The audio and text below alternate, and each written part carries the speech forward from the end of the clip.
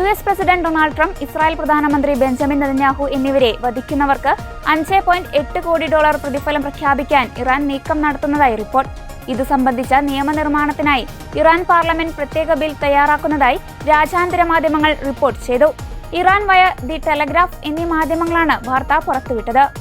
Iran പാർലമെന്റിന്റെ national security and foreign policy committee chairman Ebrahim അസീസിയാണ് counter action by the military and security forces of the Islamic Republic എന്ന പേരിലുള്ള ബില്ലിന്റെ വിവരങ്ങൾ അറിയിച്ചത്.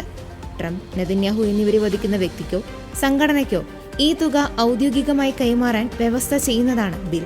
ഫെബ്രുവരി 28-ന് ഇറാനിൽ നടന്ന വ്യോമാക്രമണത്തിൽ പരമോന്നത നേതാവ് ആയത്തുള്ള അലി ഖമേനെയി കൊല്ലപ്പെട്ടിരുന്നു. ഇതിന് പ്രതികാരമായാണ് ട്രംപിനും നെതന്യാഹുവിനുമെതിരെ ഇറാൻ പാർലമെന്റ് വധശിക്ഷ പ്രതിഫല ബില്ല് വോട്ടിനിടാൻ ഒരുങ്ങുന്നത്. ഖമേനെയിയുടെ വധത്തിന് പിന്നിൽ പ്രവർത്തിച്ച Trump, Netanyahu, US central command commander admiral Brad Cooper എന്നിവരെ ലക്ഷ്യമിട്ടാണ് നീക്കമെന്ന് ഇബ്രാഹിം അസീസി വ്യക്തമാക്കി.